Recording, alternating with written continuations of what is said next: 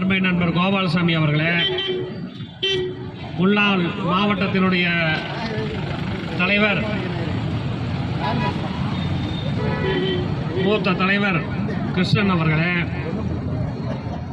எனக்கு முன்னாலே உரையாற்றிய மாநில கலைப்பிரிவினுடைய தலைவர் அவர்களே, இளைஞர் காங்கிரசினுடைய தலைவர் அபிஷேக் அவர்களே, இந்த ஆர்ப்பாட்டத்தை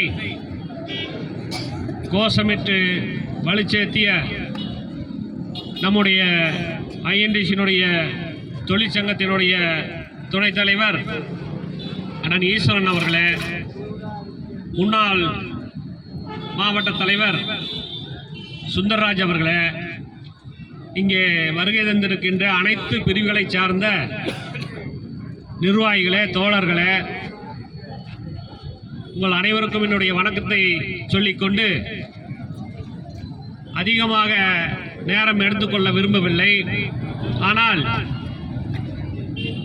இந்த திட்டம் என்பது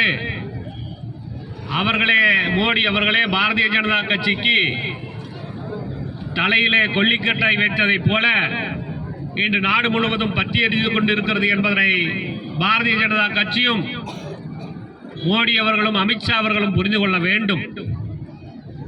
எத்தனை சட்டங்கள், எத்தனை திட்டங்கள், எதை இந்த 15 ஆண்டு காலத்தில் காங்கிரசால் உருவாக்கப்பட்ட சட்டத்தை பெயர் மாற்றி நீங்கள் கொண்டு வந்ததை போல இந்திய நாட்டிற்கு வெளிக்காட்டிக் கொண்டிருக்கின்றீர்களோ அதை முடிவுக்கு கொண்டு வருகின்ற திட்டமாகத்தான் இன்று நீங்கள் செய்திருக்கக்கூடிய பணி என்பது மகாத்மா காந்தி அவர்களுடைய பெயரில் இயங்கிக் கொண்டிருக்கின்ற 100 நாள் வேலைவாய்ப்பு திட்டத்திற்கு பெயர் மாற்றம் செய்து கொண்டிருக்கக்கூடியது. நீங்கள் எத்தனை ஆண்டு காலம் வேண்டுமானாலும் நீங்கள் எடுத்து ஆளலாம். ஆனால் இந்த நாட்டுக்கு சுதந்திரம் பெற்றுக் கொடுத்தது காந்தி அவர்களும் நேரு அவர்களும் காங்கிரஸ் பேரியக்கத்தில் நேரு குடும்பம் என்பதனை யாராலும் மறுக்க முடியாது என்பதனை உங்கள் மனசாட்சியை கேட்டு சொல்லுங்கள். அதுவே சொல்லும் ஒவ்வொரு பாரதிய ஜனதா கட்சிக்காரனும் சொல்வான். அதிலே ஆண்டதில் நீங்கள் கொச்சைப்படுத்தலாம்.